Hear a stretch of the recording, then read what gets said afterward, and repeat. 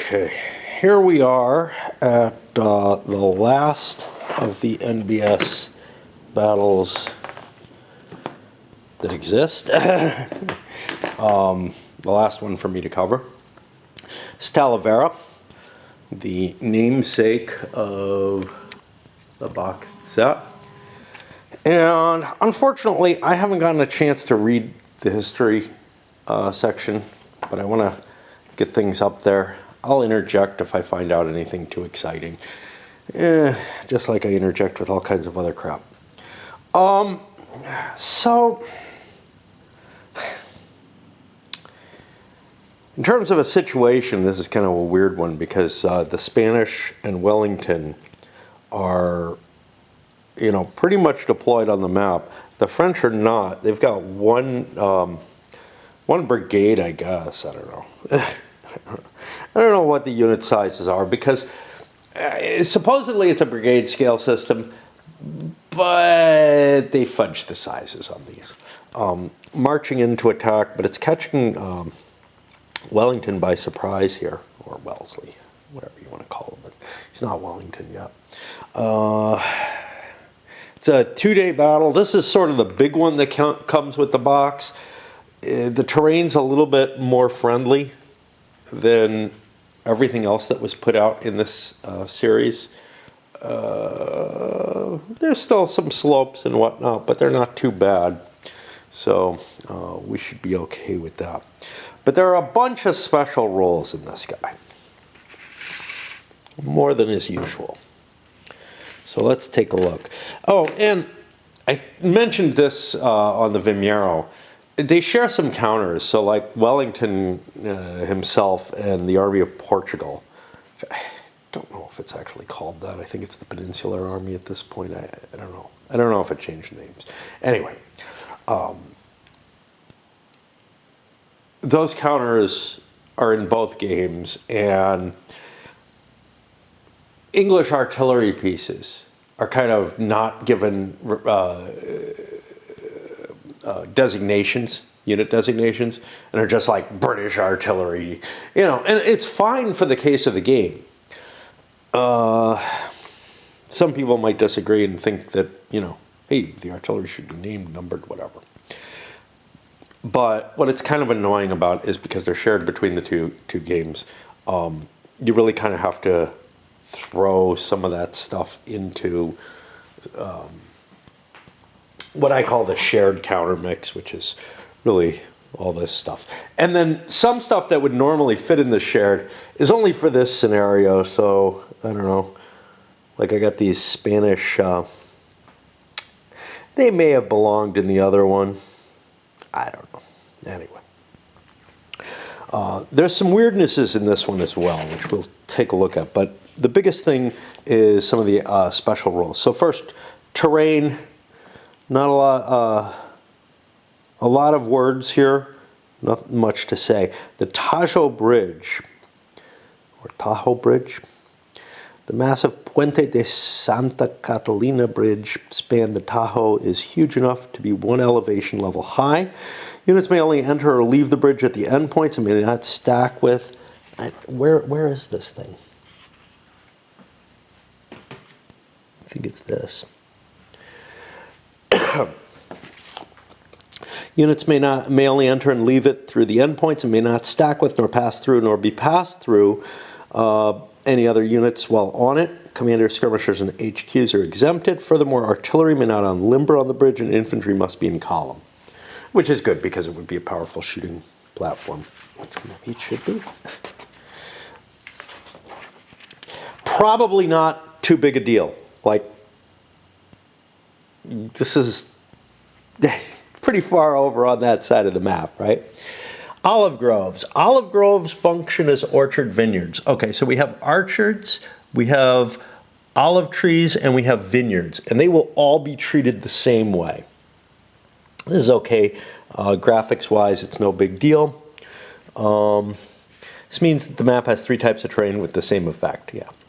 But it's prettier. The Sunken Road and the Pájaro de Vergara. The Sunken Road and the Pájaro de Vergara has to be coming down here. And there's a redoubt up here. That's the Pahar de Vergara. Counts as orchards for movement purposes, but they let the defending infantry lines, skirmishers, and unlimbered artillery enjoy defending in fortified terrain. Modifier on check to stand rolls, as long as attacks are directed across the sunken or pointed edges. Moving along the sunken road counts as moving along an ordinary road. The redoubt was incomplete on a slight knoll, and excavated earth had simply been thrown forward to create a bank 3 or 4 feet high. So it's not like it's not a more important defensive position. Minor buildings points of interest. Only the building hexes inside or adjacent to the Talavera city wall and the Casa de Salinas. Casa de Salinas is over here. And Nuestra Senora del Prado hexes, which I'm guessing is this, yeah. So basically, this area here has buildings, this has buildings. If there's anything else, supposedly there should be, but I don't see any.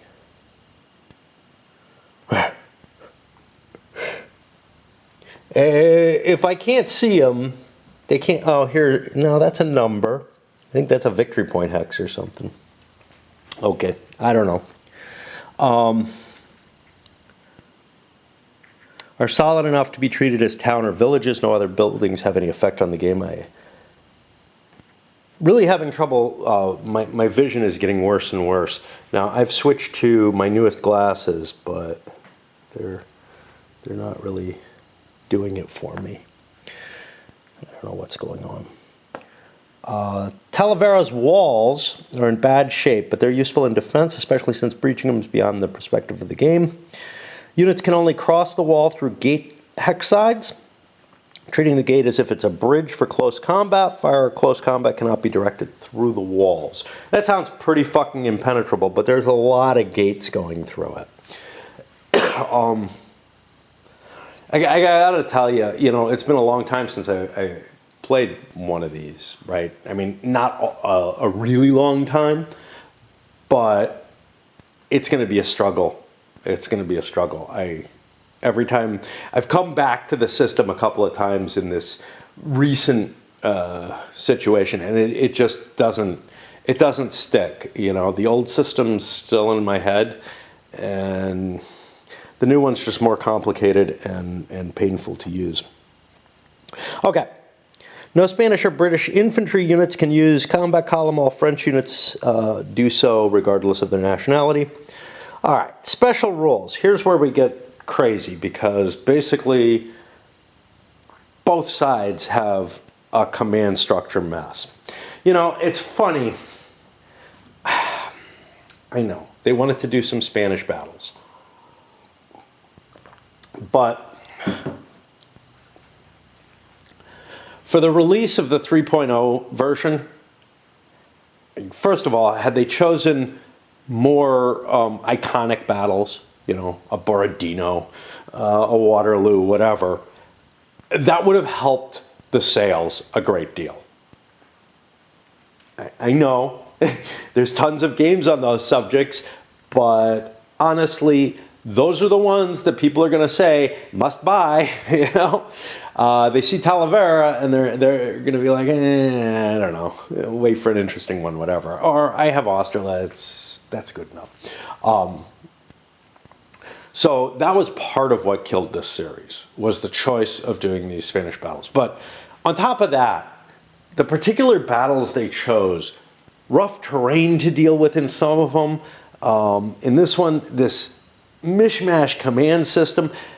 Again, if we had gone to some of the you know, more conventional battles, right, where the armies were following the rules that are more applicable across the whole series, it would have, I think it would have helped this thing survive. Instead, this had such crappy sales, it just became a dead item.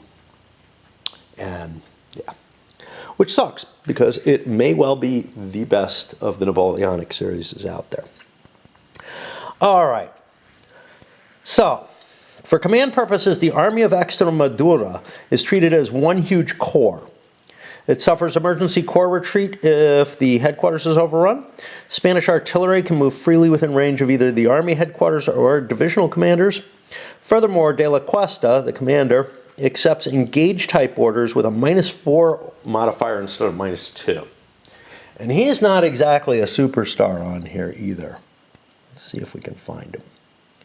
There he is. He's a 1. More on him later. No British unit may be attached to the Army of Extremadura. Spanish divisions may only be given independent orders by initiative or the borrowing process outlined further here. The only exception to this is Wellesley can give 2 cav brigades independent orders while ignoring the borrowing procedure. Should Cuesta become a casualty, his Albuquerque is the next, and then Henestrosa. But they will have all the rules that De La Cuesta follows that we just spelled out in others, except that De La Cuesta is old and infirm and is being carried around in a wagon. They don't have to follow that. Spanish cav units must always pass a morale check before conducting a charge or opportunity charge. If this fails the test, it just stays in place, and it can try to make other charges against other units later in the turn. The Spanish army kept a weary eye on their British colleagues. I think there's a linguistic issue there. Should at any time 3 British divisions be wrecked, all Spanish units will add an extra morale reduction to each morale reduction that they actually take. So if they take an M-1, it's an M-2.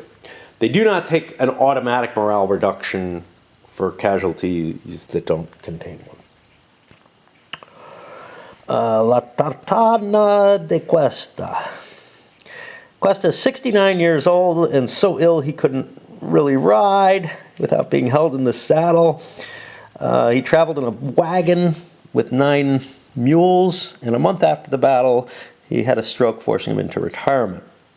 He moves his limbered foot artillery with his 7 movement points instead of the leader's normal 14. And he cannot lead cav charges.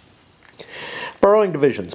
Wellesley can issue orders to Spanish divisional commanders, but these orders have to be accepted by both the divisional commander and Cuesta.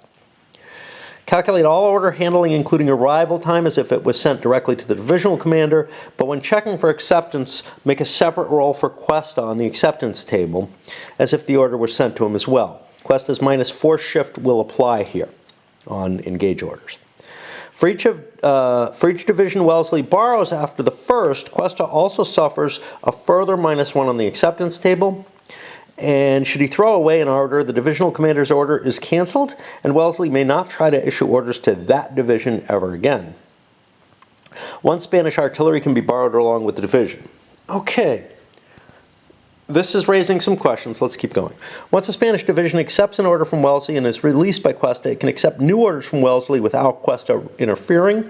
Wellesley can then also order a division to return to Cuesta, and if it returns, it gets rid of the -1 on the acceptance table for that division. He can apply to Cuesta in person by issuing the order while stacked with Cuesta. Cuesta then handles his part of the order as if it's an in-person order. But he doesn't roll for acceptance until the divisional commander is rolling his acceptance. Now, this creates an interesting situation that I don't understand what happens, right? Okay, they give an example. The example doesn't help. It doesn't help this particular case. So, if either person distorts the order and throws it out, great. We're all good. If both of them accept it, we're great. We're all good. If one of them accepts it, one of them gets a delay, I think we're still fine. It's on that delay. Whoever's delaying is delaying. But if they both get delays, is that 2 layers of delay that both have to be rolled for, or do you just take the worst of them? I kind of am going to likely go with the 2 layers of delay, but that's going to be hard for the bookkeeping. Don't know what I'm going to do about it, but whatever. Enough! At the start of the 28th of July turn, when the Allied player, second day by the way, has 3 or more Spanish divisions and not more than 1 British division wrecked, he can proclaim that Cuesta has decided that he's had enough. By doing so, the Extremurian army automatically accepts an order to leave the battlefield. You get to choose this, mind you, and must exit the map over on that side somewhere. Both as quickly as possible. Or no, as quickly as possible. If this order is carried out successfully and all the Spanish units leave the map or get destroyed, the French player gets no victory points for wrecking Spanish divisions. The Allied player, on the other hand, gets 1 victory point for each Spanish division that manages to leave without being wrecked with all its components, as well as 1 point for each 2 Spanish gun points that leave the board. Spanish units cannot recover stragglers once they've left the board, nor do so on the board once the retreat order has been accepted. I don't know if that matters. Usually it's only permanent wrecks that count, so who cares? Divisions borrowed by Wellesley when Cuesta accepts the order may elect to ignore the retreat and instead keep on functioning. If they do function, they count as normal penalties for the victory points. And you got to make the decision at the time that Cuesta declares he's leaving. Okay, well, he's got a big part of the army, but it's not a good part. There are not very many decent Spanish units. So it's probably to the Allied players' best interest to get off the map, but whatever. British special rules. Okay, all British divisions operate on independent orders only. Cav brigades may be given independent orders, but no other unit can be detached. British artillery can move freely within the range of either army headquarters or divisional commanders.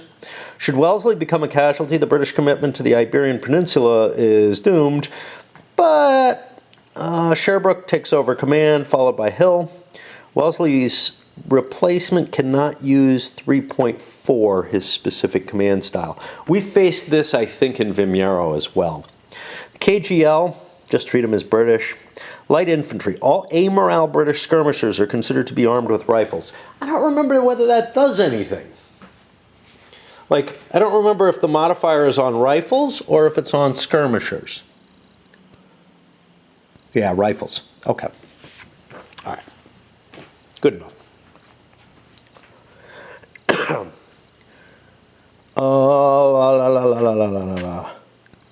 Wow. Does that mean that I've been cheating and giving French firing skirmishers fire value minus the skirmishers? No, because they have a higher fire value. The A morale ones have a higher fire value. Okay. Right. Let's just look. Ugh. All I'm seeing is B's here. I know there are A's.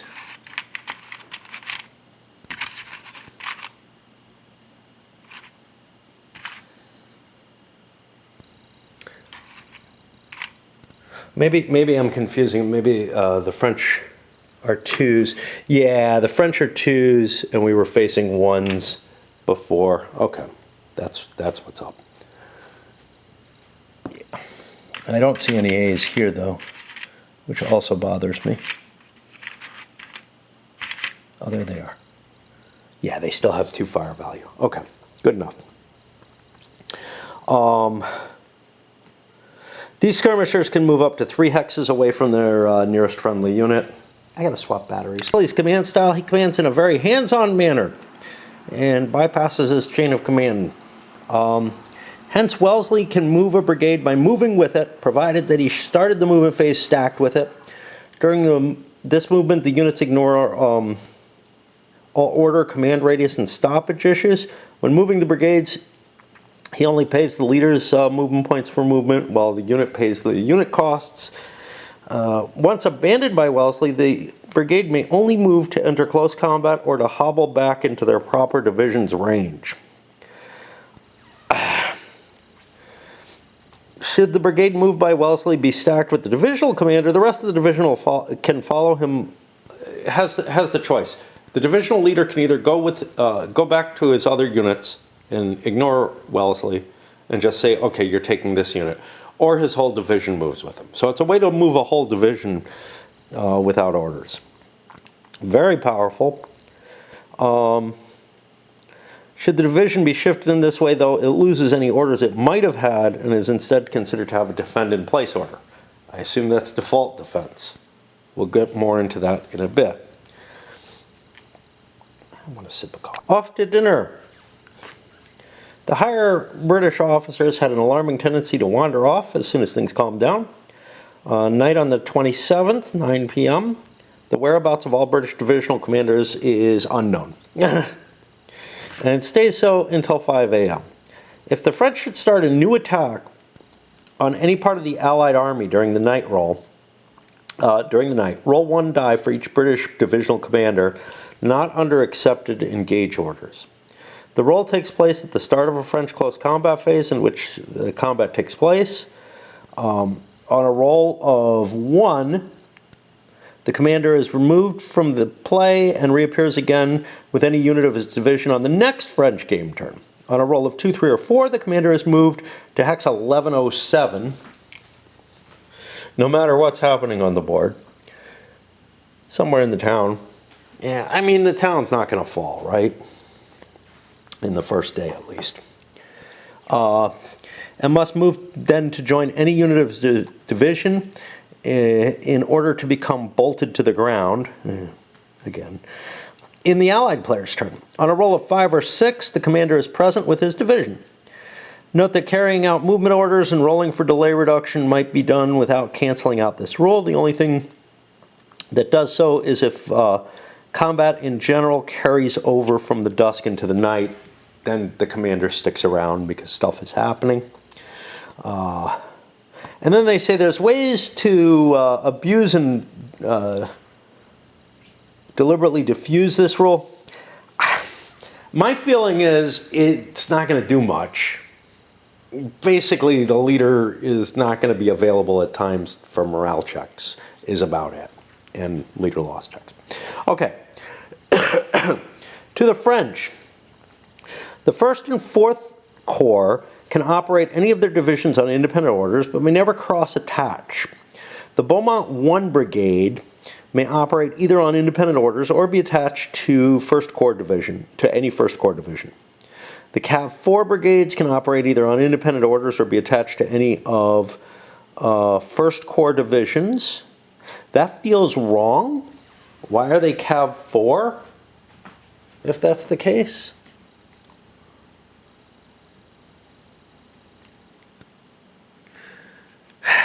I'm bothered by this. I feel like that's probably a typo, but I don't know.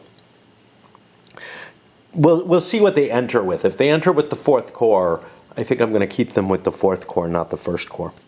Dessaules Division and the 2 Dragoon Divisions may operate in independent orders issued via Jourdan or initiative, and the Royal Guard is controlled by Joseph, basically. The DR Artillery, that's the Dragoons, must stay within range of either one of the 2 Dragoon Divisions, and the Army Artillery may move freely within range of any commander in the Army.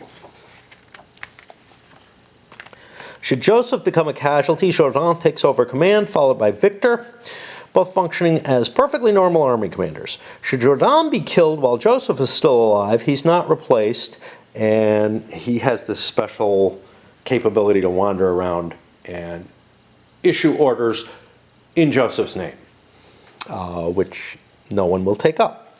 Otherwise, all personal restrictions in 4.2 die with the owner. Okay. All right, so the French are completely a mess. Joseph may never leave the army headquarters and may only issue in-person orders. Boy, that sounds useless.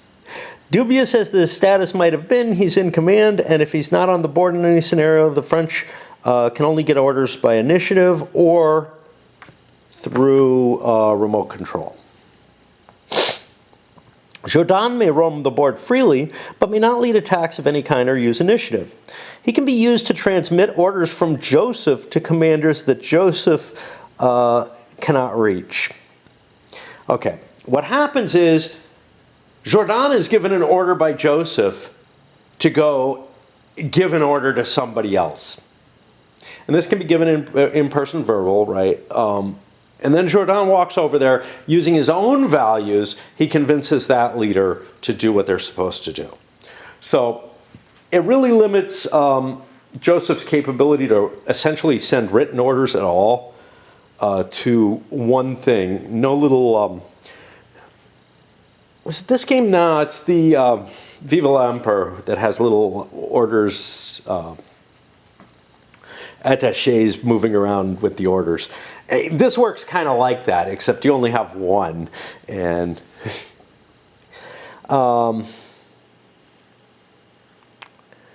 okay. When acting on initiative, Victor checks for core stoppage as if he's a 0-rated leader, because he tended to start fights, and in fact he's starting a fight at the beginning of the game, and kind of recklessly, and then ask for support. Now, I don't know if this represents that well, but so long as he's not getting support, it does. Like, he'll charge off, do some initiative thing, because he's going to be a good leader, right? It's Victor, he's got to be, right? I don't know. I haven't seen what he's at. We got Ney there on 4th Corps. We got Joseph. Yeah, they're giving Victor a 4 rating, which is pretty damn potent. Ney's not actually here. We'll get to that in a moment. Okay, Joseph's remote control. Starting at 8 p.m. on the 27th, and until he enters the map, Joseph may attempt to control his army from off-map. He can issue 1 order per turn to any formation already on the map. Compute the arrival time for the order by adding the time needed to hex 6205, which is here, to see how long it's going to take. Sounds like he's able to issue written orders as long as he doesn't know what the fuck's going on and Jourdan's not around. Right? And when he's off map, he can issue orders. I don't know. Joseph has a Royal Guard. He's the divisional commander for that. This means the units have to remain within range of Joseph and thus the headquarters. And they need no separate orders to tag around with it. Sebastiani. Since Lefebvre had been sent to Germany, Sebastiani commands the 4th Corps as well as his own division while waiting for Ney to show up.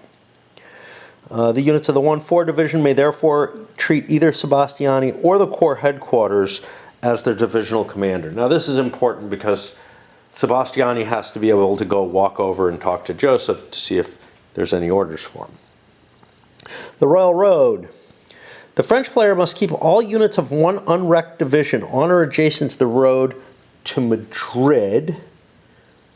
That's this one.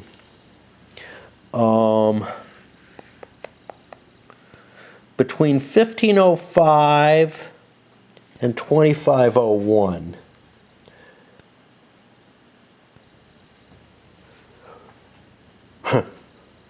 It's not territory I own, so if things go terribly wrong, what do I do? Initially, the 25 Dragoon Reserves Division fulfills this requirement upon entry. Apparently, it has orders to go there. Probably comes in there. But may be replaced by another division.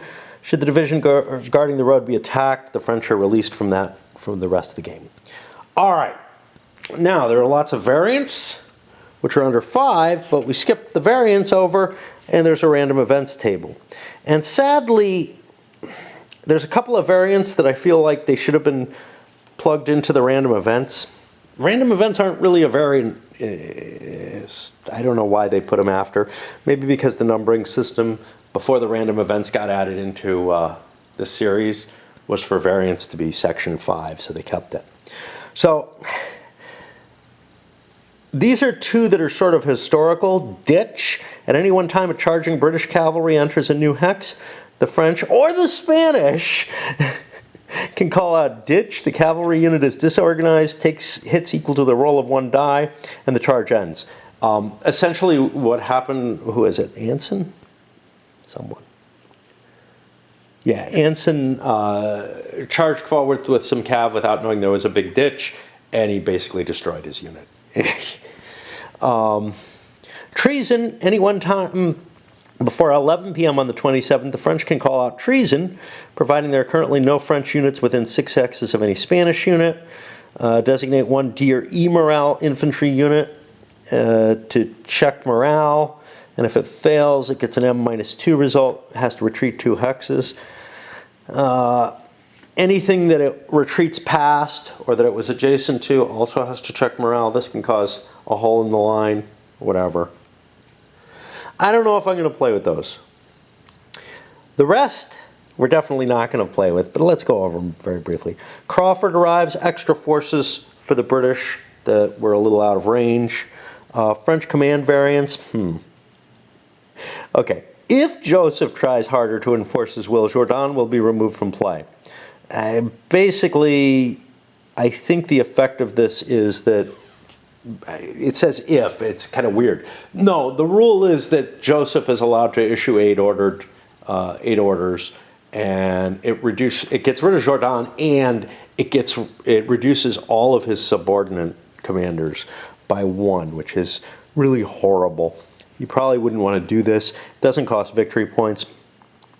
If Joseph persuades Jourdan to handle things, Jourdan will function as a normal army commander, while Joseph will just be the Royal Guard division commander, still bound to the army headquarters. Meanwhile, sulking Victor's command rating is reduced to 2.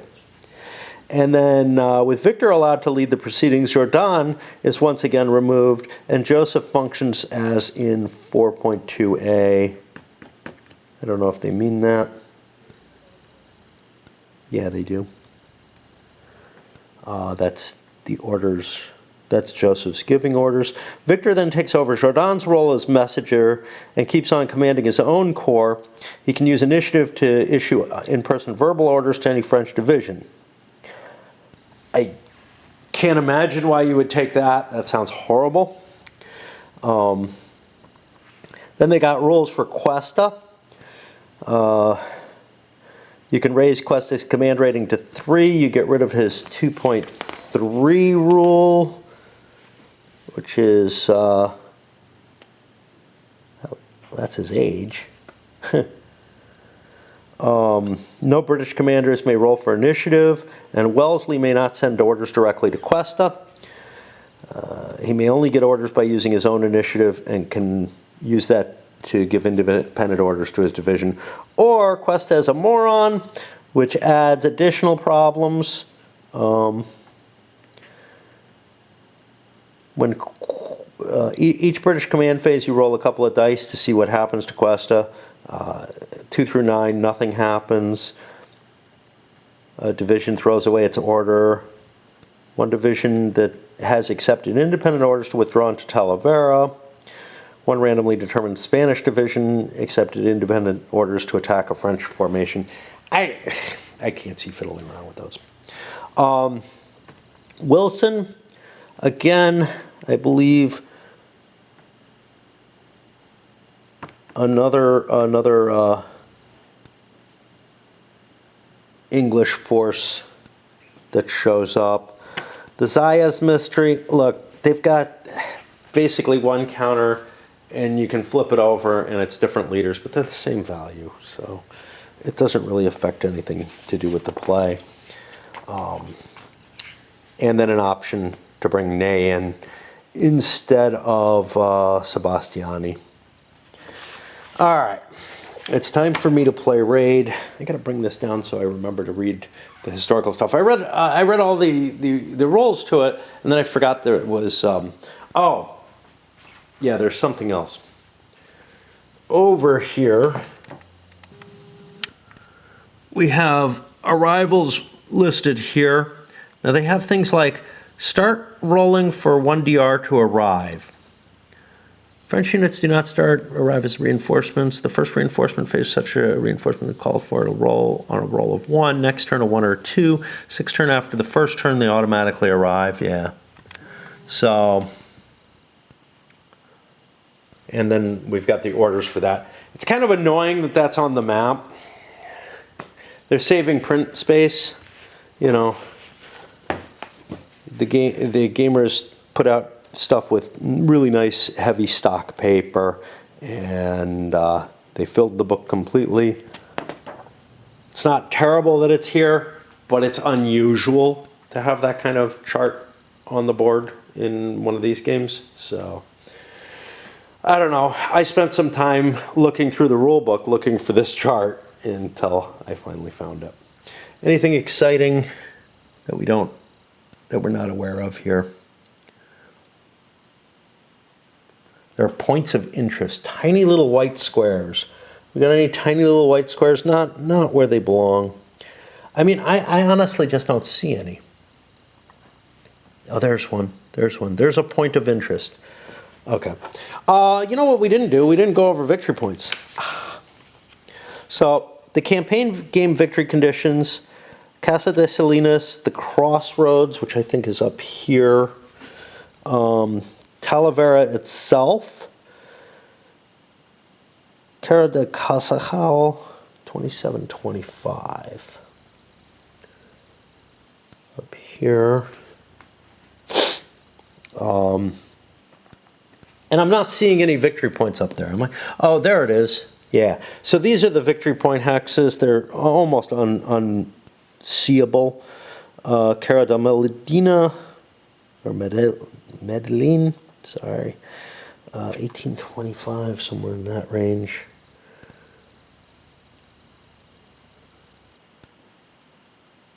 It's up here. Got a bunch of hexes there. They're worth like 5 points. Casabel de Fuentes.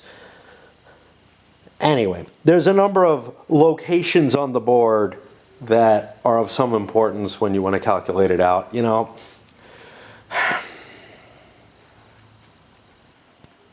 don't know.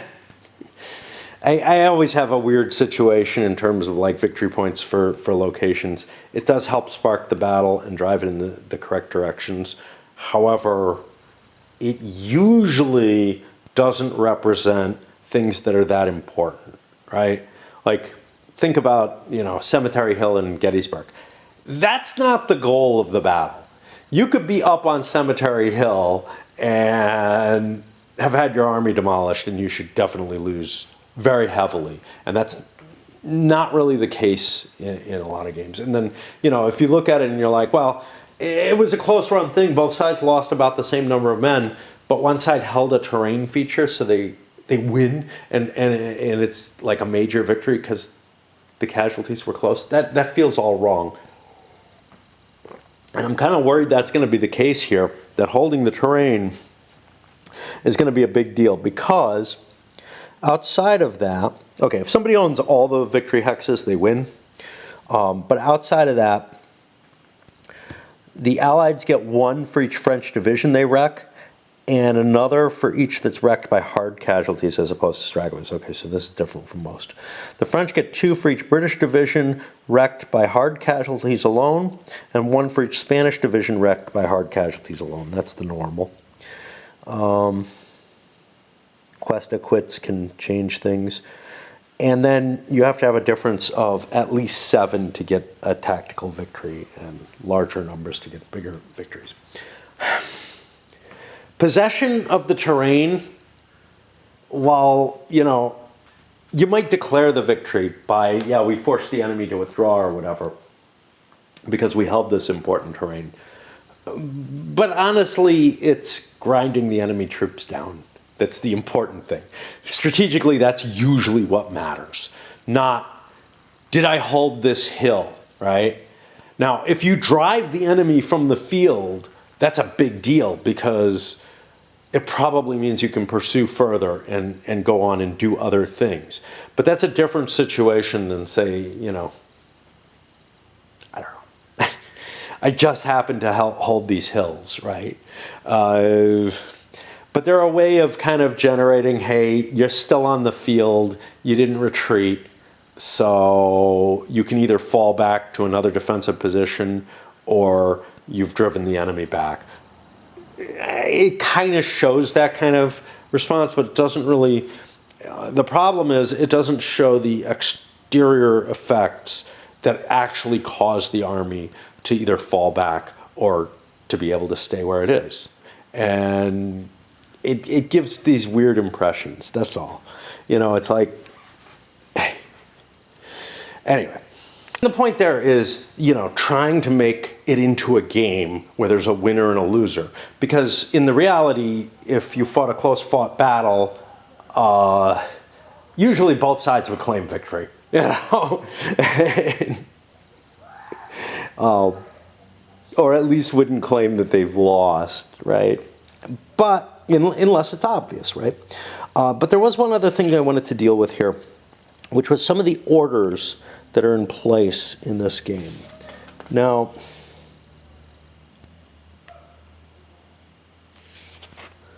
I'm okay with the French ones. They're really weird, but they don't bother me terribly much.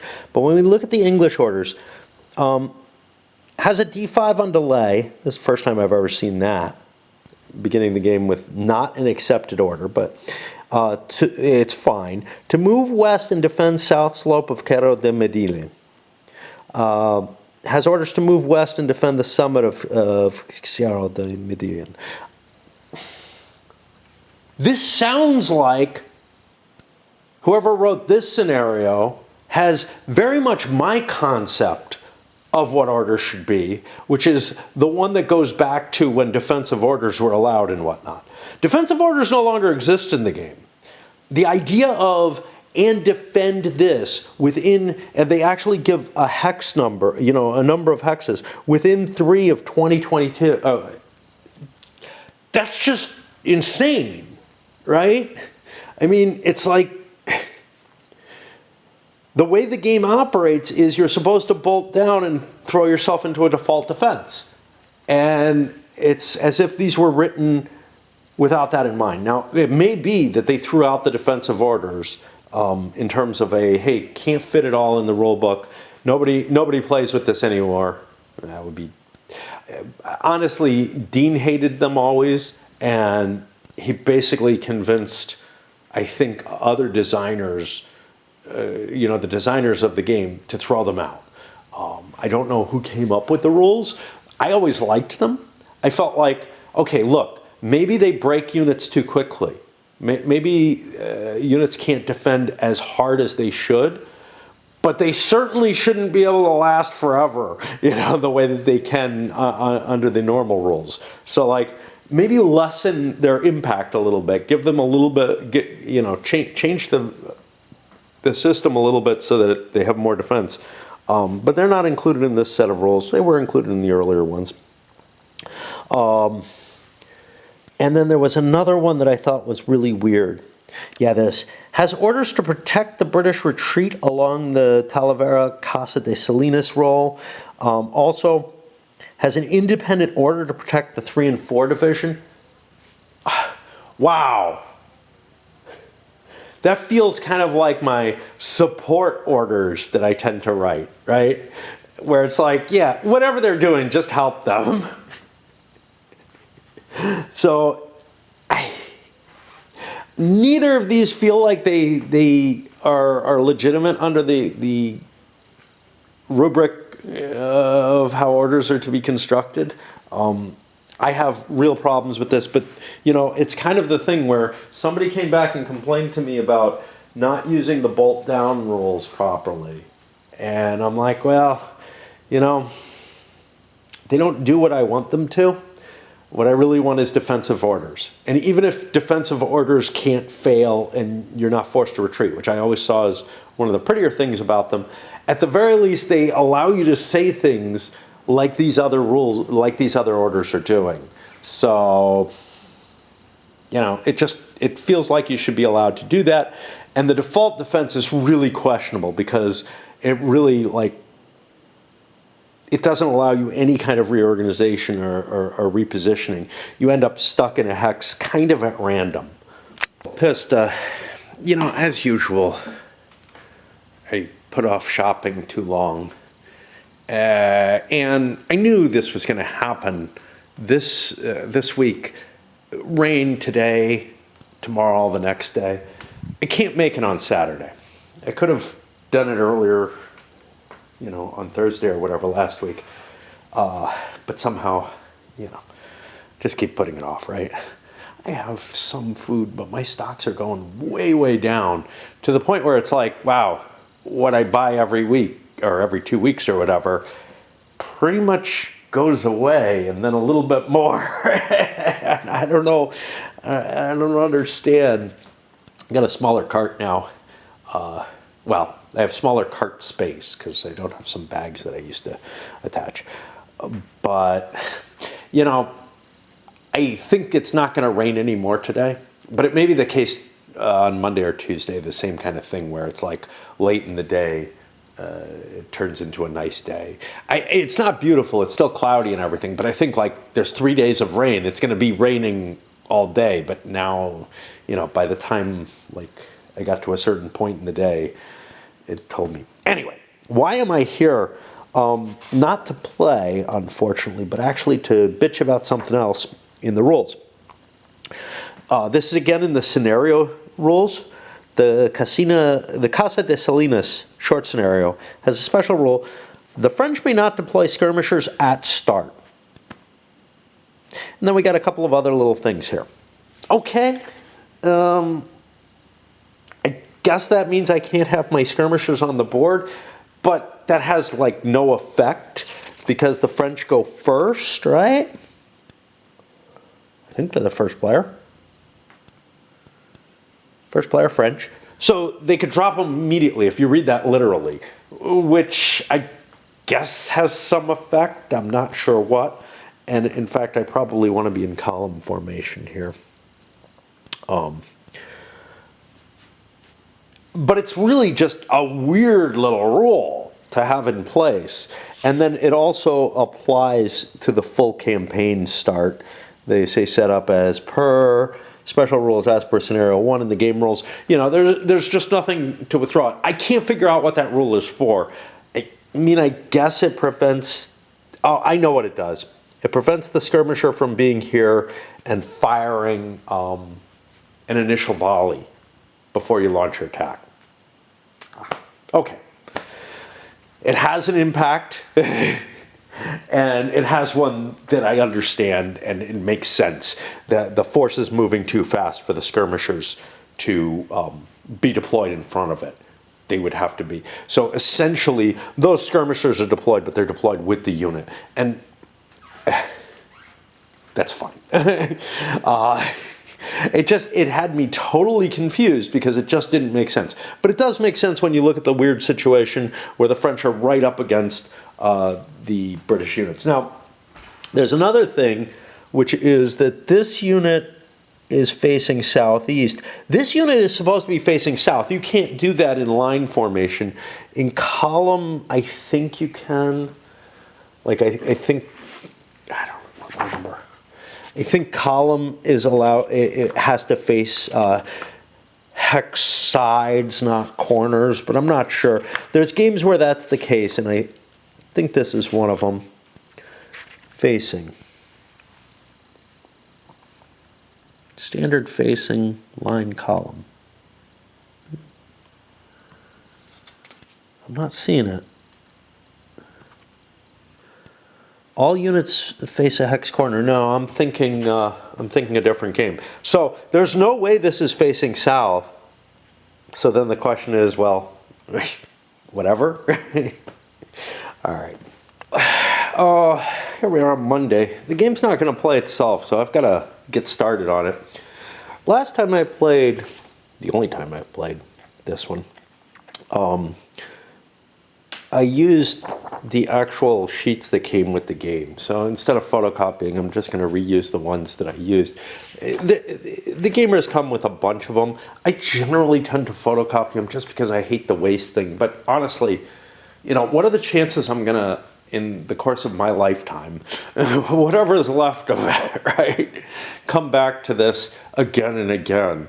And I'm using a sheet that I already used, although I do have to erase another leader loss there. So that's one of the aspects.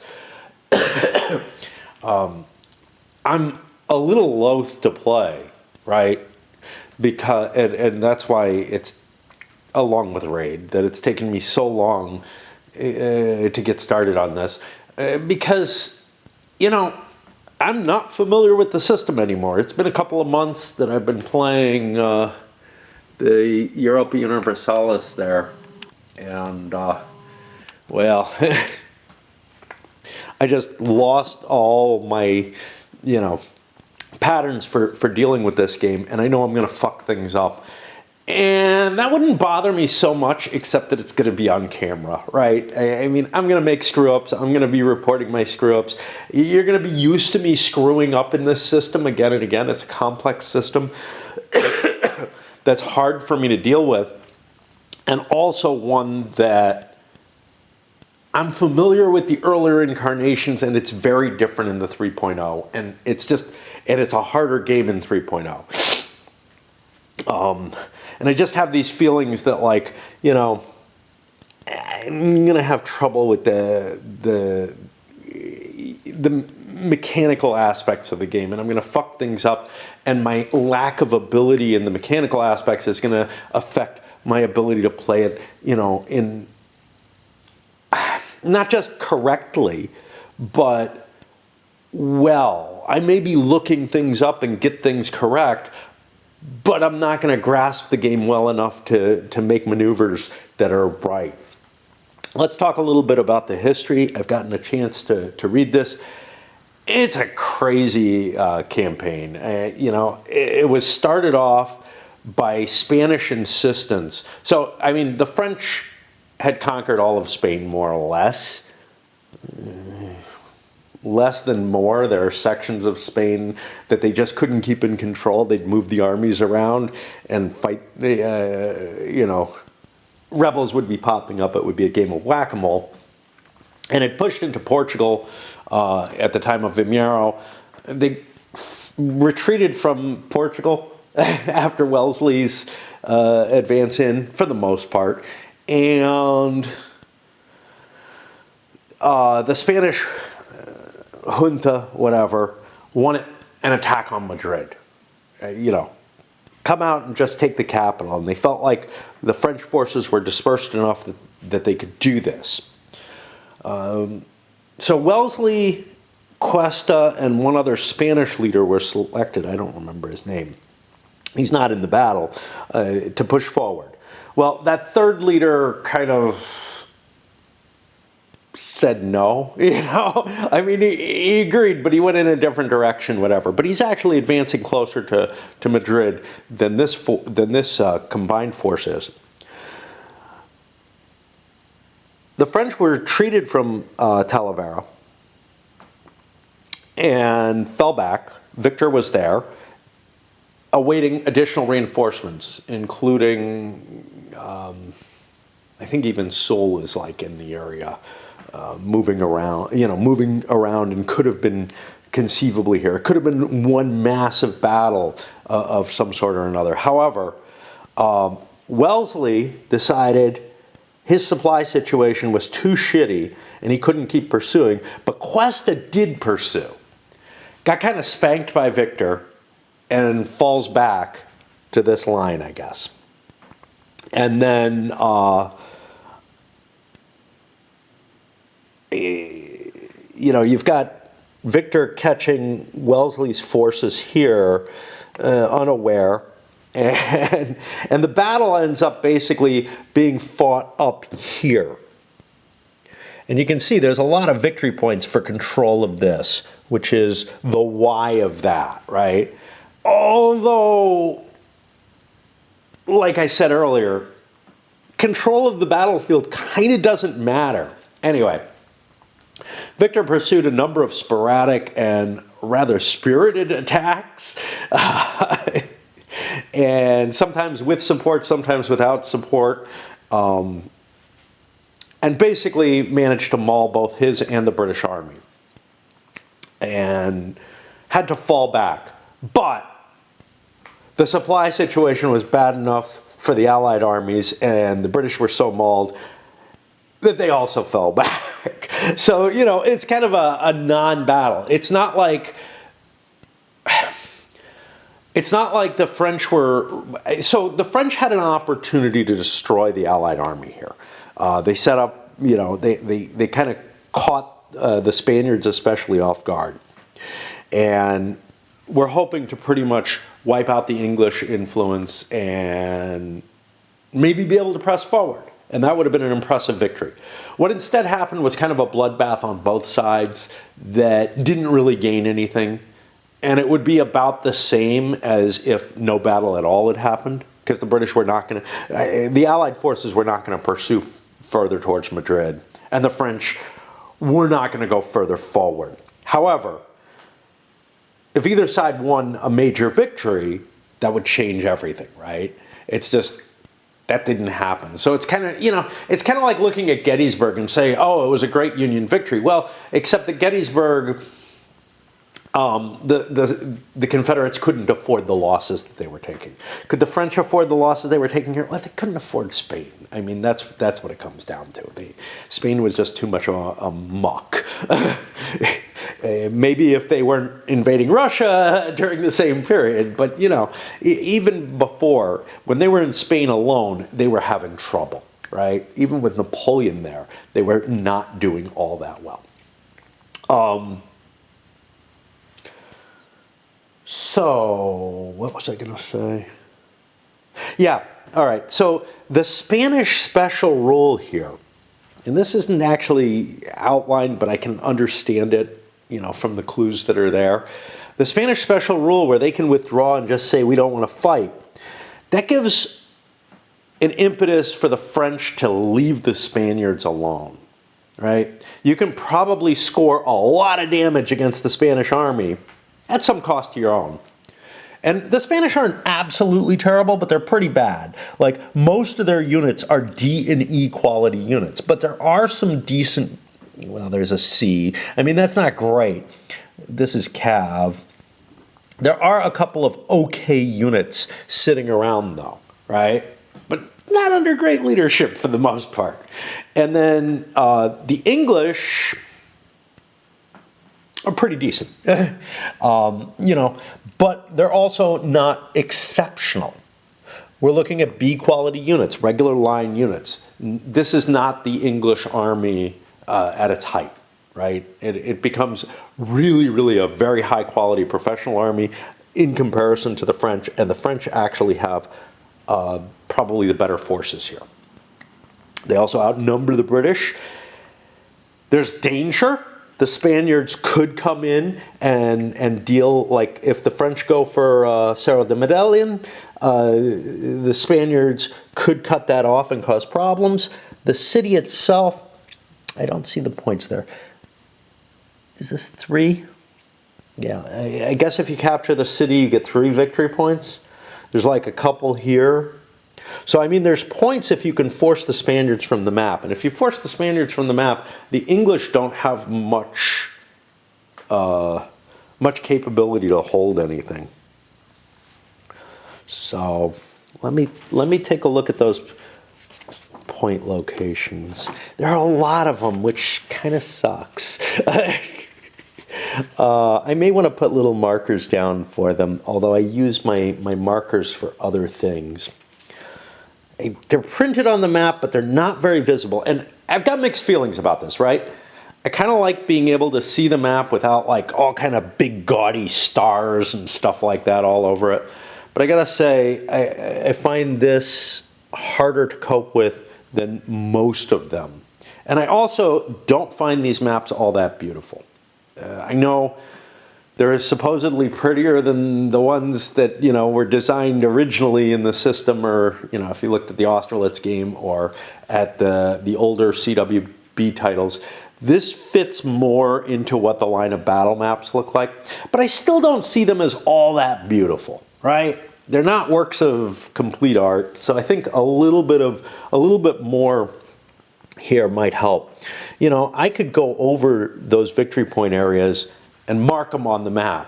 But again, I'm so loath to do anything of that nature, right? Plus, if you're actually fighting over the area, then there's not going to be, you're not going to be able to see them anyway. So let's take a look. 5004, that's down here. That's worth 2. That should be mine. 3614 is only worth 1. Again, the French should be able to take that. There's no defensible terrain there. They're going to make it there. Talavera itself is 3 points. That would be if I attack the Spaniards. 2725, Cerro de Cachacal. 2725. That's up here. The English defense is centered up here when they fall back. I'm going to have to change the facing on some of those units, I think. The median is 5 victory points. Biggest thing on the map, right? Bigger than the city. De Vergara is 2015. We're falling further back. That's the fortified line here. The T-junction, 820. Yeah, I thought that was going to be here. It's up here. And then this road is worth 2.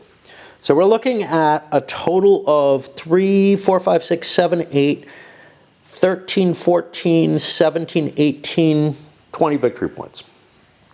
20 victory points on the map. 3 are easy for the French to take. So that leaves 17 on the Allied side, okay? This direction gives me 7, 8 if I'm completely successful, of that's 17. It gives a minor victory on terrain itself, assuming that casualties work out about the same. But the thing is, the French pay for temporary casualties. I don't think anyone else does. Let's take a look.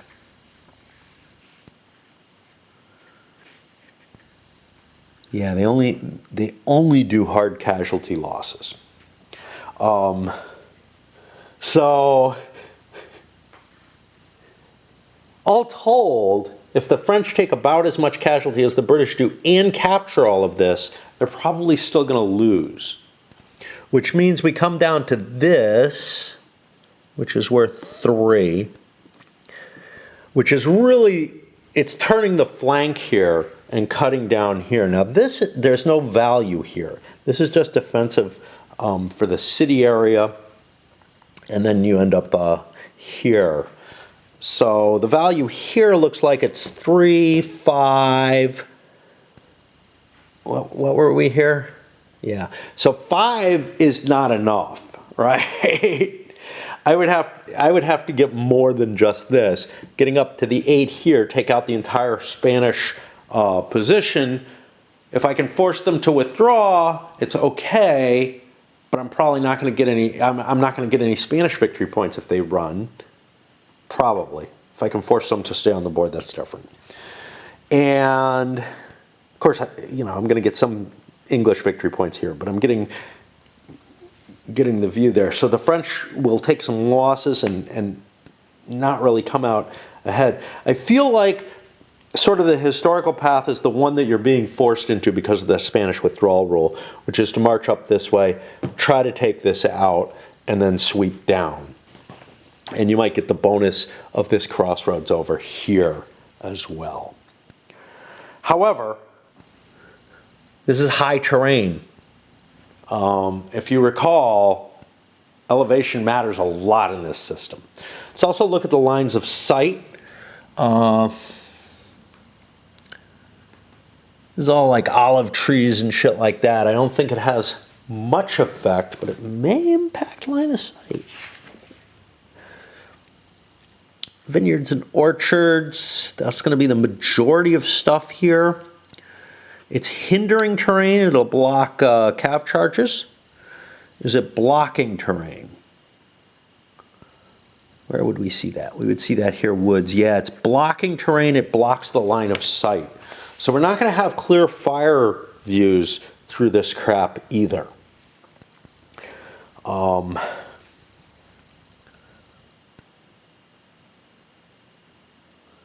Which, these little specks here don't look like they're gonna do much, but they do provide some defense. So you could line your artillery up here and get some shots up on the hill, maybe at least cover and force them back a little bit. If they're higher, I think that's gonna make them safe. I think they're not going to be protected. So if you're sitting up here, this stuff is not going to block. If you're sitting up here, this stuff's not going to block. So you're going to get lines of sight anyway going up the hill.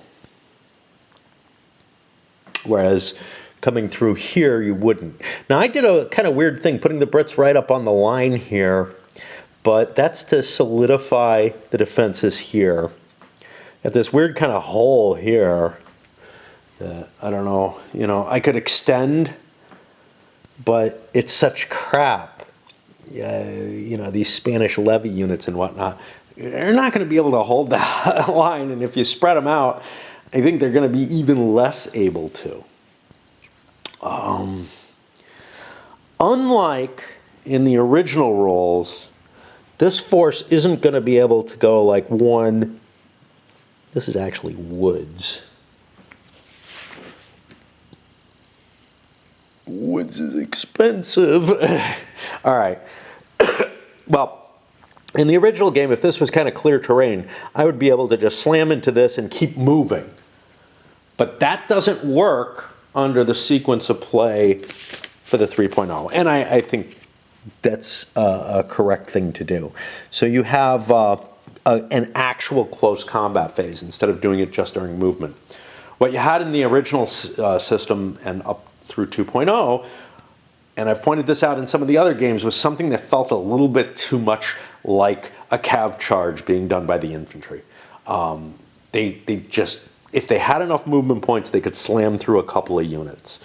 That only happens in villages, in town fighting, and town fighting's pretty fucking nasty. So it's just weird. It's just weird. And these walls are going to make it even weirder. But we're probably going to avoid that if we follow the historical strategy. All right. Do I feel ready to start? Fuck me. I got to do some corrections. Like I said, the English are under different orders. So the orders are just so fucking weird here. So the 1 division, which is this one, I don't know if I want to leave them facing the way they are, but it doesn't really matter. They're waiting orders to move west and defend the south slope of the Sierra del Median, sorry. The 2 division, that's these. They're going to be heading west and defend the summit up here. And that's 2 of 1926. Would be kind of a, yeah. The 4 is this. It's defending north of the redoubt. That's fine. What do we have? The Cav are protecting. Okay, this is along the Salinas Road. I don't know which road that is. Protect British retreat along the Talavera Salinas Road. Where is Salinas? There's Salinas, Talavera. Okay, so the Cav is going to protect along this. That is the Cav Corps. They're up here. And then Ray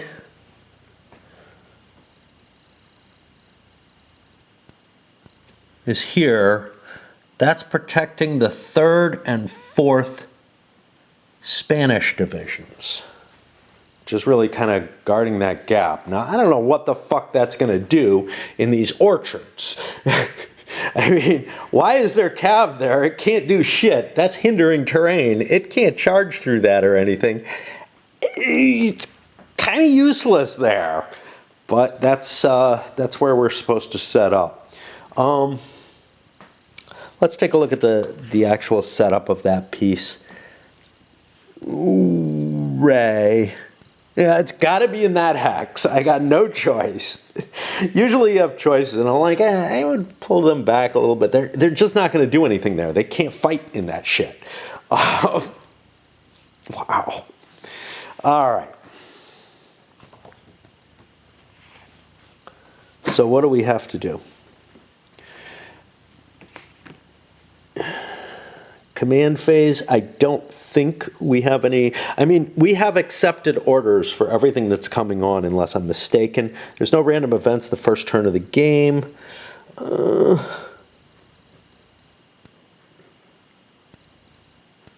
Phasing fire phase, that's why we don't have skirmishers deployed.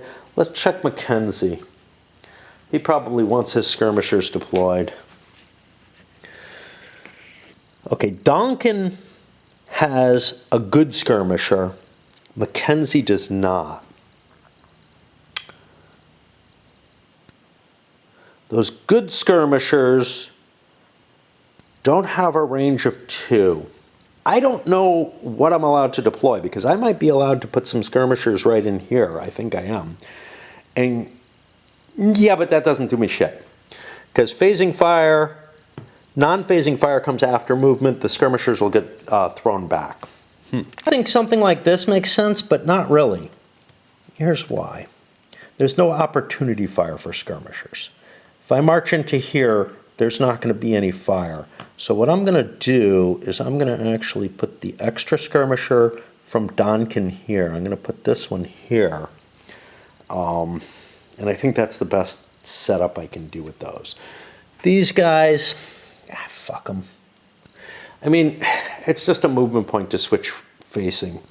And if I don't accept the orders, I mean, it doesn't make a difference. We're already retreating. That's the key. We're already retreating. Now, the Army headquarters doesn't have orders. That doesn't matter too much.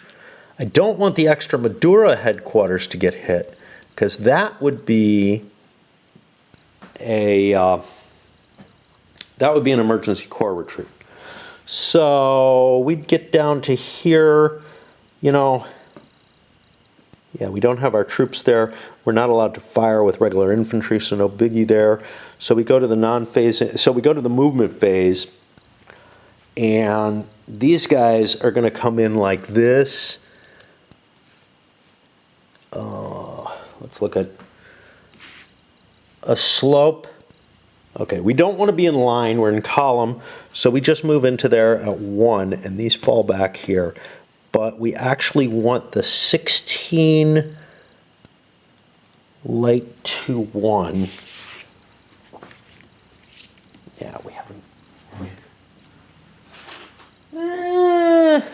I have an eraser somewhere. Oh well, I have to erase this. 16th light to 1 puts a couple of skirmishers out to begin with before it moves in. Then it comes in. That's 1. What's in here? That's going to be woods. That's like, I was going to say 5, but it's not. That's 3. 4, 5 for entering. So I'm at 6. And I hit in there. And we're going to have a fight there. At the same time, though, we get our reinforcements here. This is 3 p.m. And yeah, not going to be in this kind of detail normally. I guess I'm just so used to, you know, I did the EU, and I did the 18XX game, and now I'm just like, oh, let's show everything on the board all at once. So what do we got here? Reinforcements 6204. That's here. And these are going to come streaming in. Technically, for what it's worth, I had to bring these in first before I could launch that charge. It's fine. Okay. That gets us down to non-phasing fire. There isn't any because we're here. And then the close combat. And close combat's a difficult system for me to cope with in this game. Well, let's work through it as we try to figure it out. Okay. First of all, we have to determine who has to check. It's everyone. The attacker is coming from, see, this is, you got to look at all the terrain so carefully in this version of it. The attacker is sliding at the same terrain height. So it'll be the size of the units that is determining it. And we've got the 16th light 2-1, hitting Mackenzie. Doesn't matter that I'm hitting from the flank. That doesn't help. And let's look at them.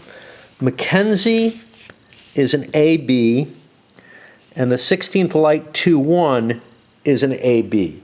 So they're the same size, so the French have to check to stand first. We'll again use French, English, and Spaniards.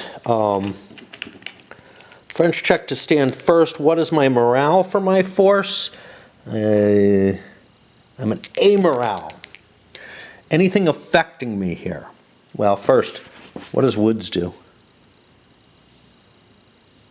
Woods is H, which isn't going to make a difference. Okay. And we got a nothing. Okay. We got a slope there, which is 5 in addition to other terrain. Fine. Okay. So what are my morale modifiers? I do not have a skirmisher advantage or disadvantage. I don't have a commander. No. The English are going to have to make a roll for being attacked in the rear, I believe.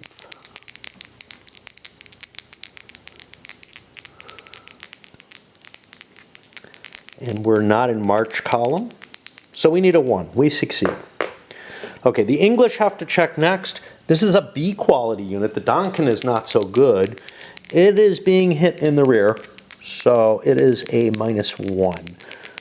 So they need a 3. They do not succeed, which means we fall down to here. The attacker won the battle. We'll roll 2 dice. And no size effect. Attacker's not in line. It's not knight. We simply roll. The French do a 2, which is going to be 2-4. And the English do a 1, which is going to be nothing. And the English are forced out of the hex. That's the grand result of the first half turn of the game. That's going to bring it over to the English side of the turn, or the Allied side of the turn. Wasn't too horrible.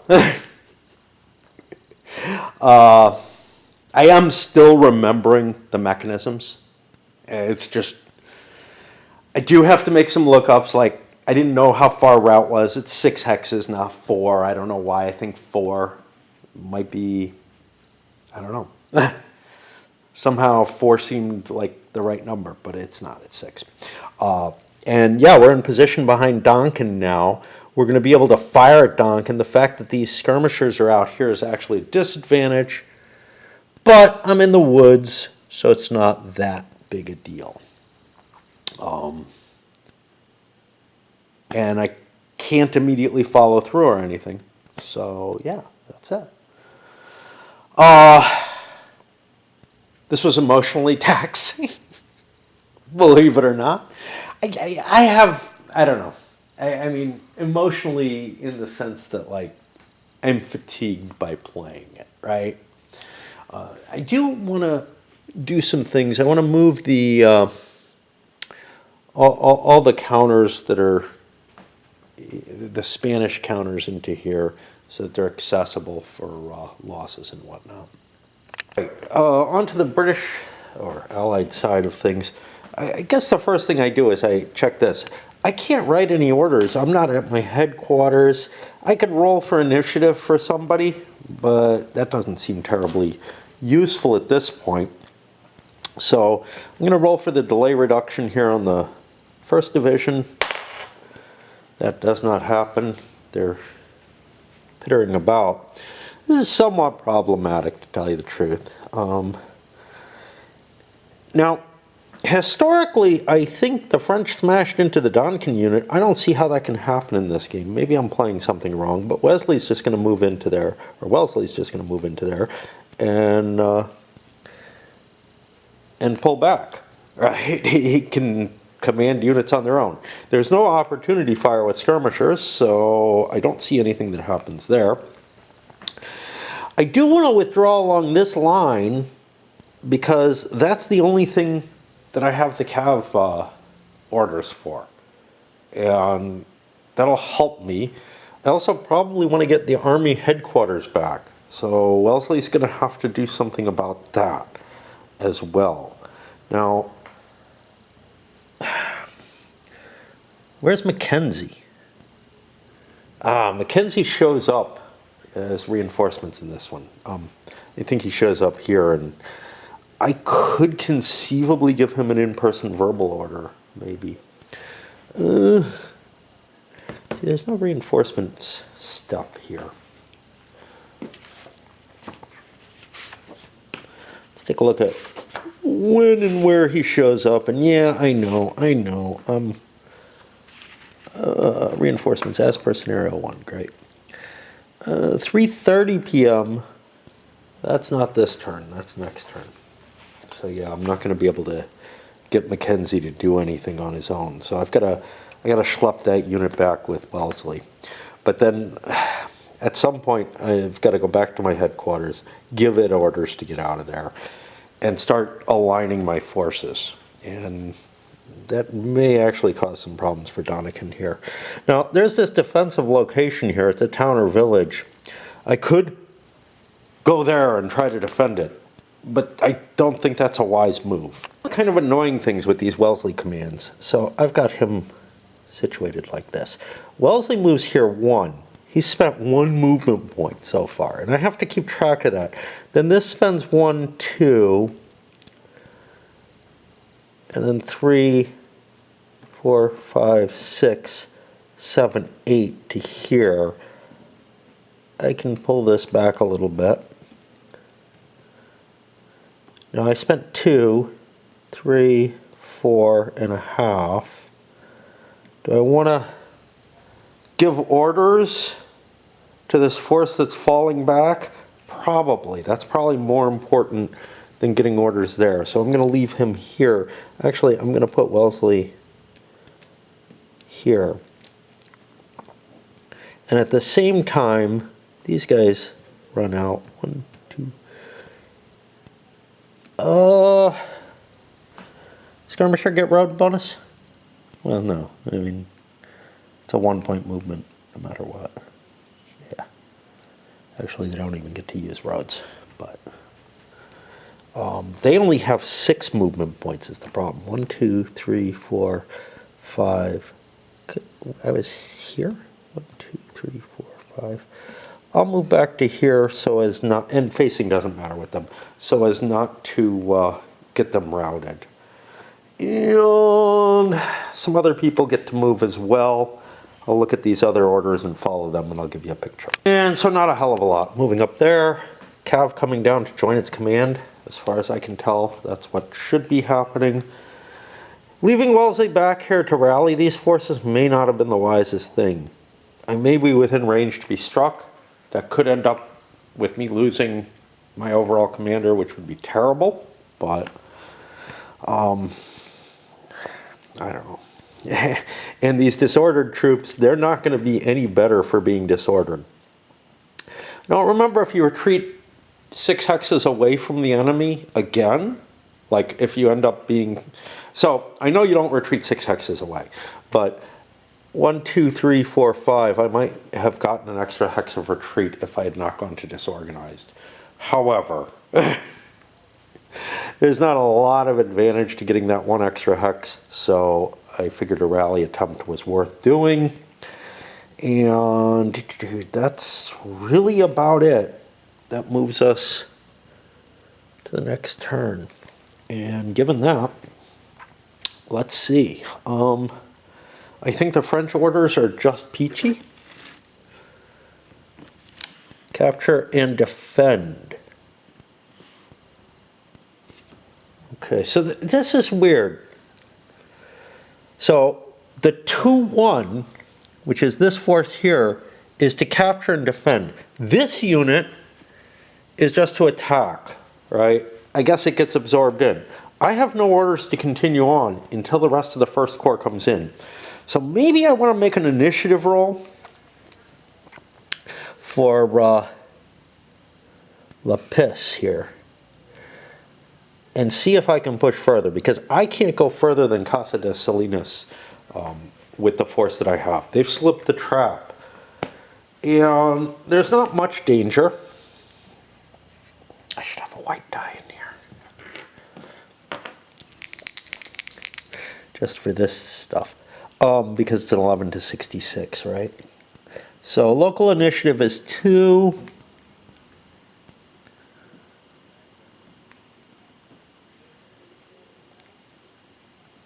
I don't get a +1 for being under general orders.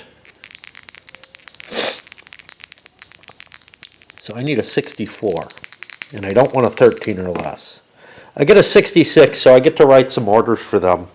I don't know where they're going, but I would like to pursue them. I may put a limit to how far I'm willing to pursue them with this force, but these guys are going up the Vargas Road, which is which one? That's this one. Again, I'm going into more detail than I normally would, but I've written orders. Pursue Mackenzie, and because I'm making... These are orders that I don't think you can write within the rolls, right? Pursue Mackenzie as far as, and I put it to basically this line. I would curve it in an arc, you know, whatever. But these are basically the delimiters of what I expect him to go towards. So I've got that. And... hey, I forgot to roll for random events. I don't remember if it's a 1 or a 6. Ew, I gotta check. So it is a 1. And we roll a 4, which is order lost. Is that going to affect us? One randomly determined order currently in transit. There are none in transit, so I don't have to worry. This is an initiative order. It doesn't affect anything. No orders are going by. We do the local initiative. That's when we roll for this anyway. No attack stoppage the turn it happens. No fire. We get to move. We've got some new units coming on as well. This is 7 movement points to get here.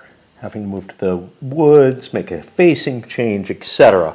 That means I only have 1. I can go here. I don't want to do that. But what I'm going to do, and things are a little... I do things a little screwy here, is I want to, by which I mean not quite legally, I want to force march. Is that here? Yeah. I am an A morale unit, and I can pull 12, 5, 6. I don't know. Let's find it. Find it real quick. 12, 5, 6, only 1 infantry. It's 3 extra movement points for a single. And if I make a morale check, if I fail the morale check, I straggle. But I get the movement points. 3 extra movement points is enough. 1 gets me to here. 1 plus 2 gets me into there. So I'm going to make the hit no matter what. The question is just whether or not I take a straggler. And I'm like an A morale. I failed the morale check, so I do have to mark a straggler there. But then we're going to hit this. Misinterpreted things here. I'm going to leave these guys where they are. I don't remember exactly where they were. They may have moved a little too far. What I didn't realize is tracks. Cavalry only move at 2 on... They pay 2 movement points per track. They pay 1 in clear terrain, so some of this was clear terrain. Some of it, though, is orchard, which I wouldn't want to have moved through. Let's just move them back a hex. I don't know. It's probably not much more than that, but I've got to worry. I've got ugly terrain to travel through here, get across the river and everything, or stream. So that's not going to be pleasant. Looking at this, I looked at these and I'm like, oh, road, yeah, great. Nah, but it's not. It's a secondary road and nothing moves very quickly on it except headquarters. So these guys, 2, 4, actually 1, 2, 3, 4, 5, 6, 7, 8, 9, 10, 11, 12, 13. Can't get any further. All right. And then we take care of the close combat there again. Now, we are hitting, let's take a quick look. We're hitting from higher terrain, right? It's same height. You use highest terrain in the hex, so that slope does not help us. We're going to play by the rules here and not worry about that, which means, and pretty soon we're gonna back away and not go into this detail. But I feel like I need to do it to keep myself honest. That means the check is close combat. None of the above, the smaller force. So the 2-1 is an A size force, and Mackenzie is an A size force. So the fact that I took that straggler actually cost me having to make a morale check. What are my chances on the morale check? They're fine. Oh, first actually we came to non-phasing fire. I've got this skirmisher here that has a chance to fire. However, the firing skirmisher fire value is 2. There are 4 defensive skirmishers there. I'm going to have no chance to hit, which is just one of the factors in this game. Oh, but I got rifles, so I'm at like -1 instead of -2. But yeah, I've got no chance to hit. Basically, skirmishers don't do much against each other, but if you mass skirmishers, they can, which feels a little weird. The French have no problems. They are not going to have to make a roll. Now, I could have brought my leader in to improve my morale check, but I don't want to. Which means the Brits have to make a morale check there. This is the Mackenzie unit, which we check again. It's a B morale. It is disordered, so it's at -2, and it's attacked in the rear. It's at -4, and I may be at a skirmisher disadvantage. Nope, I'm even. So I'm at -4 as a B. I can only succeed on a 6, and that'll rout them again. How about that? So the loss columns again. We go on here. It's an attacker 1. We roll. French get a 5. Nothing special. English get another 1 and don't do anything. And we're doing 3-6 to them now. And you can see the casualties are really building up on Mackenzie. So I take 1, 2, 3 plus 6. 1, 2, wrecked. 3, 4, 5, 6, and then the 3 that I got hit with, and the unit disintegrates. Now I could have taken skirmishers for losses, but I don't like to do that. I think I could have taken 1 because I think skirmishers are too valuable. So this goes away. We get a route marker there. The actual unit has dissolved. It'll come in, I think, 4 turns from now. Let's put this here just to remind us where we are. 1, 2, 3, 4. I'll look that up to make sure, but I think that's how far in advance. That'll allow it to start recovering stragglers at that point.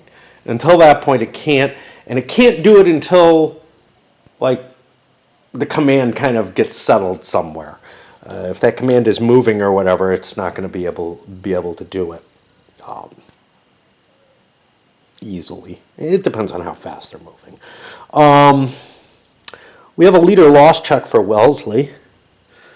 When a unit suffers permanent casualties, roll 2 dice. On 11 or 12, one commander loss takes place. Well, good thing I didn't lose Wellesley. And then these go running off their 6 hexes. So that's the picture there. Unfortunately, Mackenzie has to show up closest to here of his divisional command, so he's going to be here instead of where I'd like him, which is with Wellesley, where he could give orders, such as life.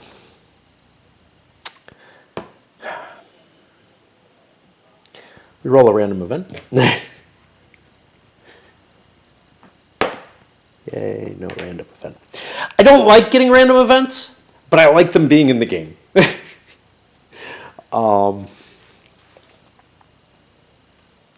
Okay, so what are the Brits going to do?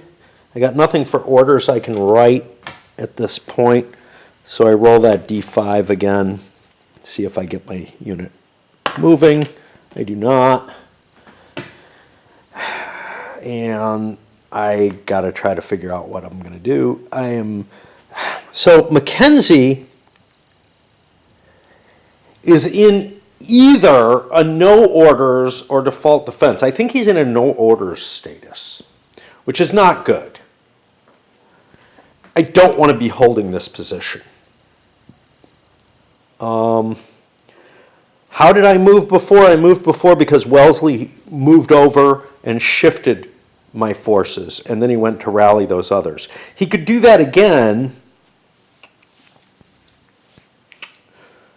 And actually just shift the entire division upward.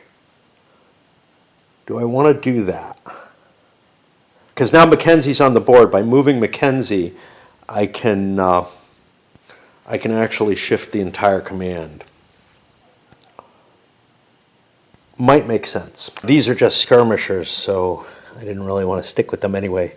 I wouldn't want Mackenzie there. I've moved Payne's Cav in place, try to command this. The rest of his force is trying to catch up to him. They had to get disordered to cross to cross into the town.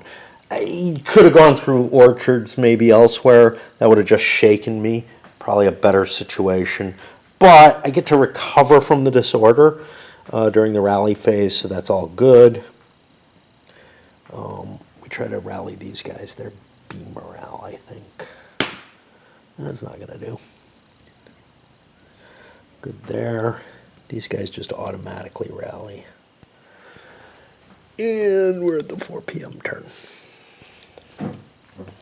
So yeah, I mean, the French are pushing the English back. Probably further than they should historically, because I got that initiative roll. But, you know, I don't feel like my attack here was as effective as it could have been. All right, I think we take a little break. Yeah, we're not doing a hell of a lot here. We're just showing sort of the opening stages of the battle, I guess. Play another turn or two before we load this one up, I am thinking. Put the French dice up here. An important point that I forgot to mention, I forgot to take into consideration even, this 2-1 division, first of all, what's Beaumont up to? 2-1 plus Beaumont and artillery capture and defend. Yeah, so yeah, these are attached to that. That's good. It's the 2-1.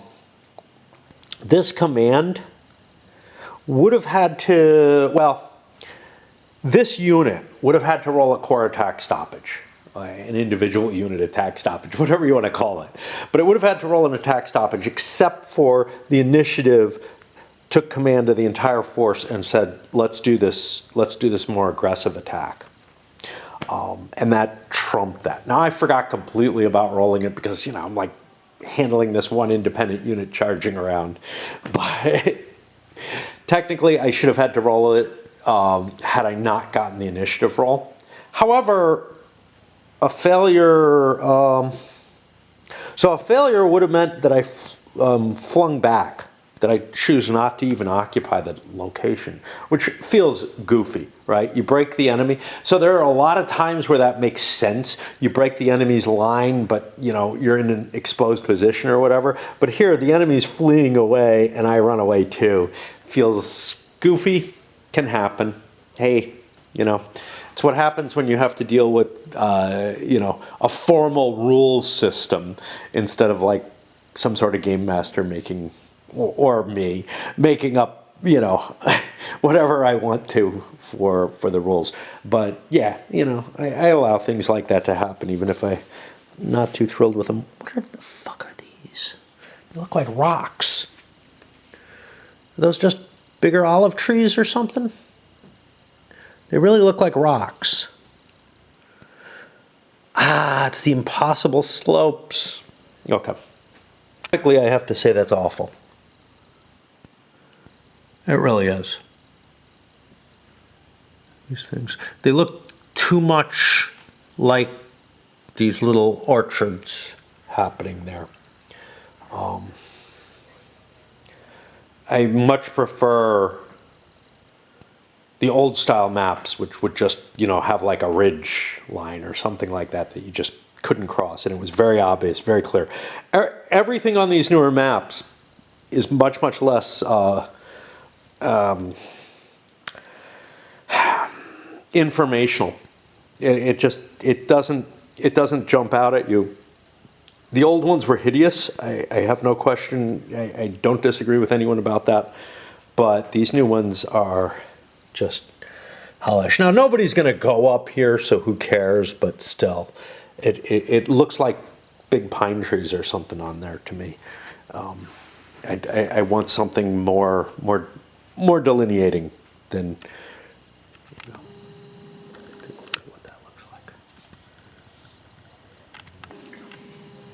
We're in an interesting position here where the English cav is doing a great job of defending the rest of the English force. These skirmishers can't be attacked. They get to run away no matter what, and they actually cost movement points if somebody attacks them. So they're not really anything I want to target. I would love to attack this. I have to follow my orders and move in this direction, I think. Although, how hard I pursue them in the face of this cav is a good question. But now it's time I have to make up my mind what I'm doing with these two variants, the ditch and treason variants. I like both of them. I like them to be in the game. I kind of wish they were built into the random events situation, especially the treason one. However, they're not. I feel like they're both too potent, right? So here you make a morale check. Okay, there's some chance that just fails. But here, it's just automatic. And if I'm playing with that event,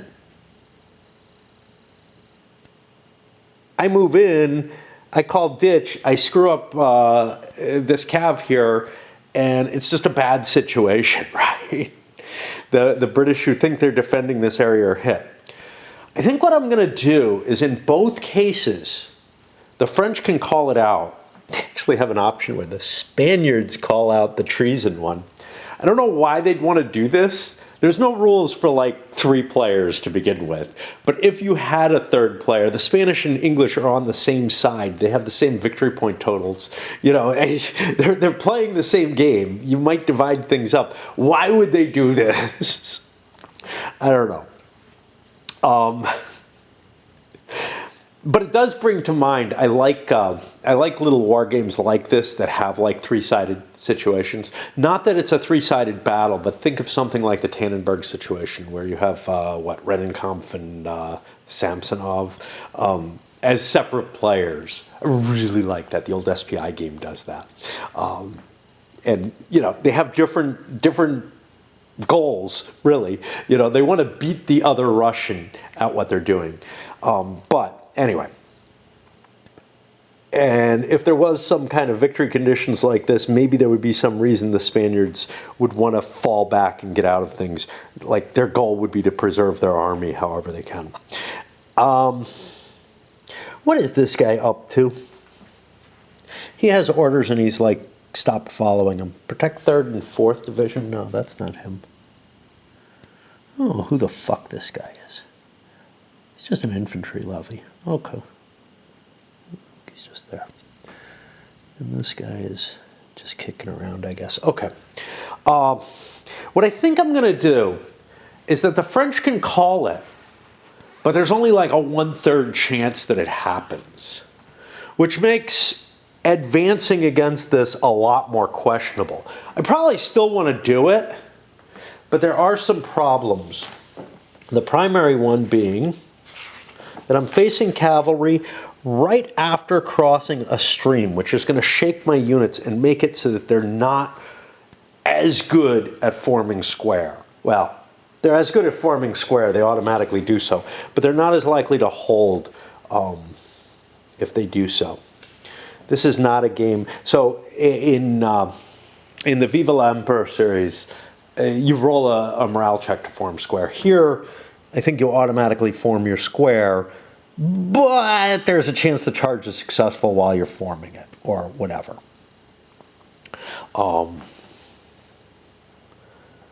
So yeah, somebody has to roll a morale check to charge. That's the Spaniards. So yeah, I mean, maybe I want to call the ditch, but I will not call it until I won't make it an automatic. I'll make it a chance that it works each time, and only allow each of these to happen once. But in each case, there's only a 1/3 chance that it actually fires the rule off instead of just. I don't like the gamey, I can just decide at any one time that, you know, this is an important cav charge, I have to use it here. I like the idea of, yeah, you know, the Brits don't really know the terrain here. Wrong about that stream because I've got the road there, the track, and that cancels out other effects using road movement. Of course, I'm in march column while I'm on it, while I'm using its value. But that means I can cross that at just a cost of 1. And I don't remember if it's 3 or 4 hexes away that the charge starts. It's 3 hexes. I moved into here. The cav starts a reaction charge and starts moving. I form into a square. And now, what happens? Attacker announces target. Attacker moves into target hex. May trigger reaction charges. No, this is cav against cav. These are wrong. These are opposite. Right? So the defender makes a check. And I don't have shaken because I crossed by the road. I'm not wrecked. Opponent stacked twice my size. Ugh.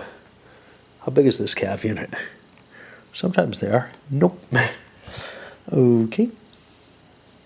Here, attacked in rear makes a difference.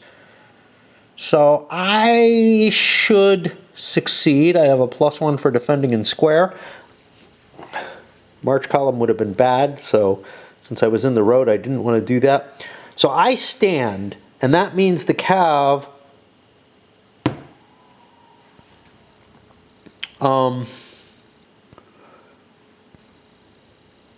check to stand worked. Charges, oh. Yeah. I could have called ditch. I did not. Charge successful. Roll. Okay. We go to 6 because we checked to stand.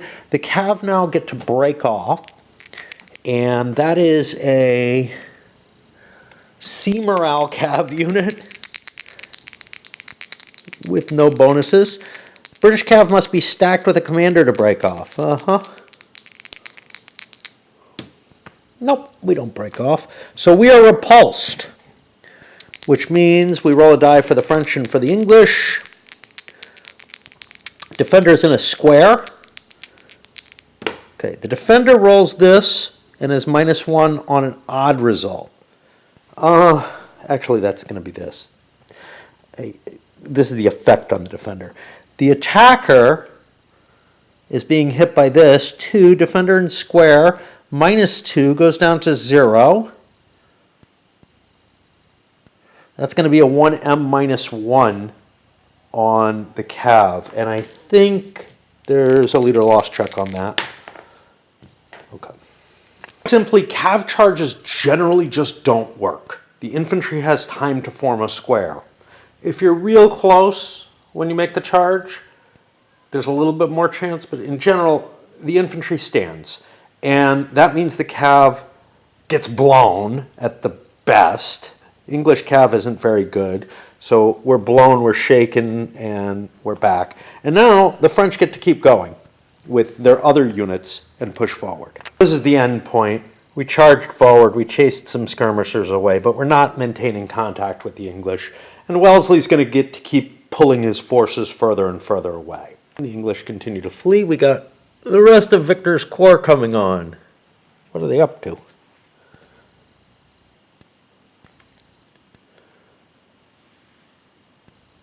Okay, they're supposed to go up the Vargas Road. And now the question is how far this pursuit goes and when it rejoins. I've got orders to rejoin, but they're kind of not very explicit. It's as far as these, then rejoin the corps, which to me means that I am supposed to keep pursuing at least as far as here. Now, I moved all of these forward, chased some more skirmishers, la la la. Nothing much happens, I mean. But there's a blue star here. That means I have to pay attention to this. Start rolling for 1 DR to arrive at 2501. In addition, Victor's coming in. That's fine. I don't have to bring him in first, but I do have to roll this. How do I roll? I need a 1 on the first turn to get the 1 DR. I don't get it. I gotta find them because I'm gonna forget where they are. That is this force. And what about the DR artillery? Is that later? Yeah, that's later. That's at 5:30. So I'm going to put this here to remind me. And, you know, otherwise I would have to put it up here on the track. It gets confusing when you have counters up there that you're rolling for. I think one of the advantages of having this table, this random arrival thing, is that British officers sneak off to dinner. Awesome. Here comes Victor onto the board. So the English a little bit further. First division is starting to move. It's not trivial because I got this hilly terrain, a stream, steeper hills. I've got to make my way back up onto this onto this hill here, and it's not going to be easy. So it's a good thing that I'm getting started so early. My army's still there. Doesn't mean a hell of a lot, but something really, I'm going to say pathological, can happen if the French do not step on that and walk around it. And I feel like you should be able to just emergency retreat your army headquarters whenever you like. Maybe it's been baked into the rules now. It didn't used to be in the old versions. And it can cause real problems as long as you have this rule where the army commander has to be able to step on it. If the French step on it, it just flees back, and it has no effect on play at all, except that the army headquarters is further back, which is exactly what I want it to do, right? And because it's what the British want to have happen, the French can, bypass it and leave it back there behind their lines where Wellesley's going to have to run back and forth, and give, in order to give it orders or whatever to move, he has to risk his life. And there's just something unreasonable about that. His command staff would run away if an enemy corps is coming his way, and there's nothing to defend it. And it just feels like one of those things. I'm pretty sure that there's no rule that allows you to emergency retreat it. Not absolutely positive, but I think there is none. And clearly it's what I want to do. It's in fact the order I would give it is to get the fuck back, behind my lines. Instead they're just sitting there having tea or whatever.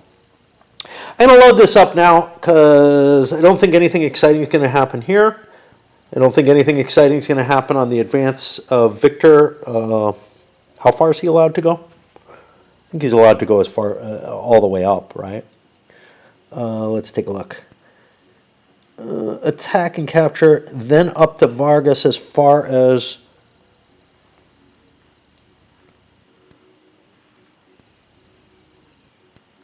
Wow.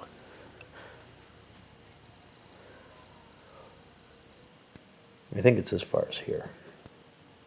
May only be here.